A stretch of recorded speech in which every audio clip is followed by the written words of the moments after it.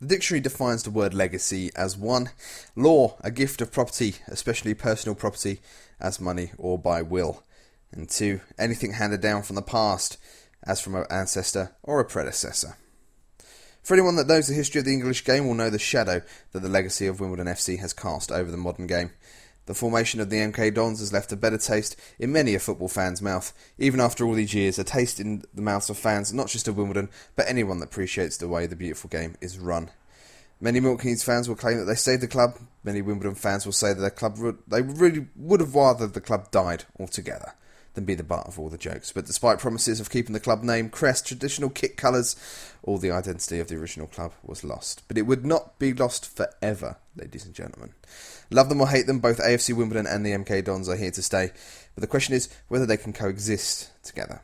Now, the December meeting in the FA Cup second round acted as a demonstration of anger and frustration for the AFC Wimbledon fans, and a chance for the MK Dons to show how far they've come as an established club, and how many would like to distance themselves from the move that the MK chairman described as not proud of.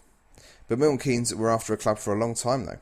Charlton Athletic were the first back in 1973 when an unidentified Progressive Midlands borough offered them an alternative location after the council turned down an expansion of the valley.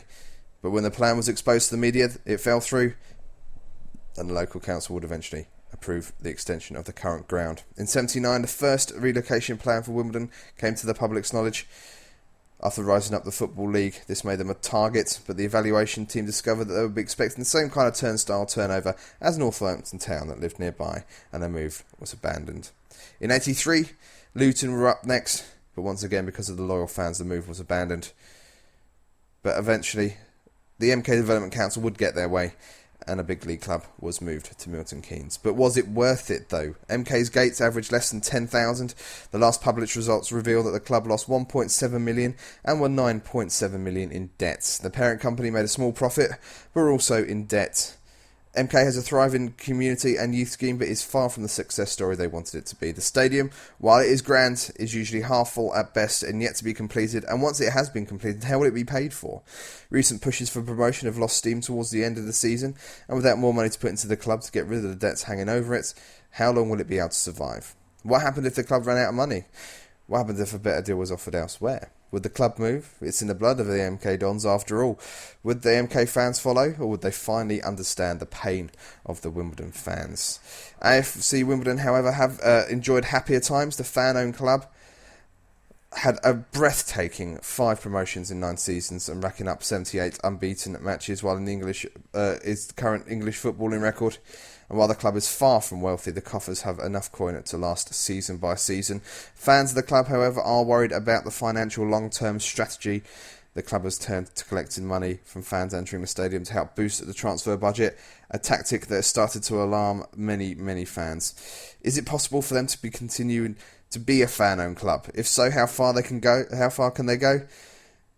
Will they be doomed to stay in the bottom flight of the Football League forever? Will it take a cash injection from a new owner to help them rise up the table to get promoted, so fans can witness regular matches between the two most bitter of rivals? Wimbledon also wants to move back to where it began in Merton, but this only seems possible through donations from fans and the council help. So, despite leaving for greener grass, MK Dons are in debt. Wimbledon are struggling to pay for transfers, so who has won? Well, in my opinion, it's the fans. I know it's really hard to imagine, but think about it for a second. Because of all the selfishness, the greed, because that's all it is at the end of the day, folks. It's greed. It's all about money that is currently corrupting the modern game. There are 2 clubs that 2 sets of fans absolutely love and adore. June 2002, Wimbledon founded by the fans of Wimbledon.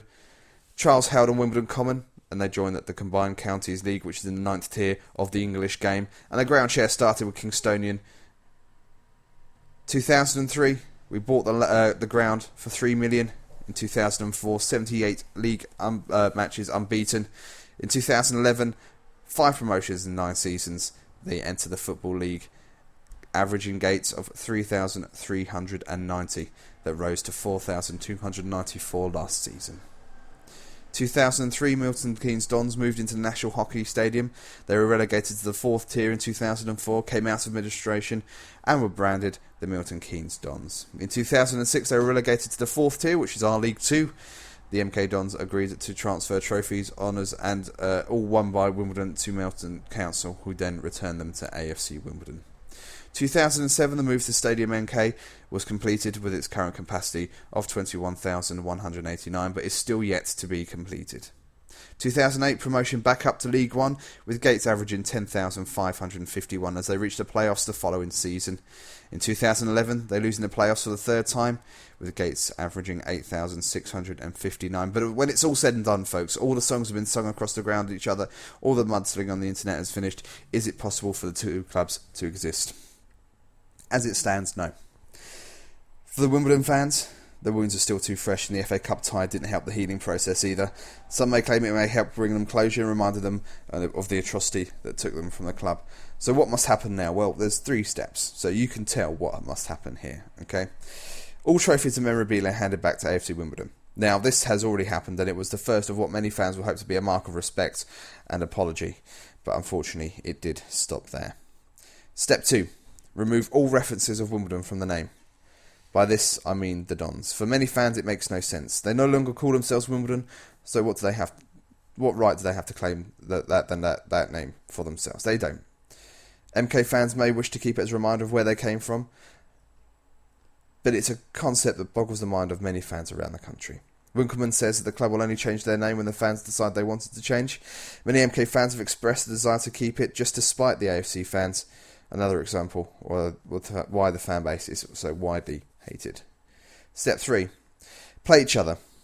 Play each other 10 times a season. No rivalry can retain its importance if it's diluted with that many encounters, so people would give up counting. It's ridiculous, right? So from those 3 ideas, only one makes sense. Drop the Dons. Even if this was done, I stress this would really merely be the beginning of a long healing process.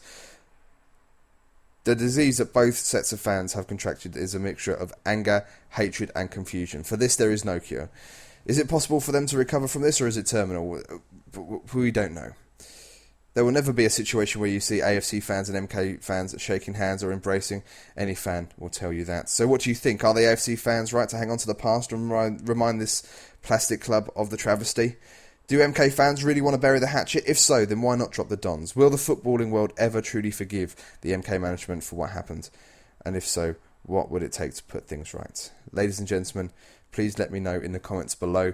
This doesn't mean to start some kind of war of comments on Twitter or on YouTube, but remember, please like, subscribe, and remember, you're always welcome back here with me at the captain's table.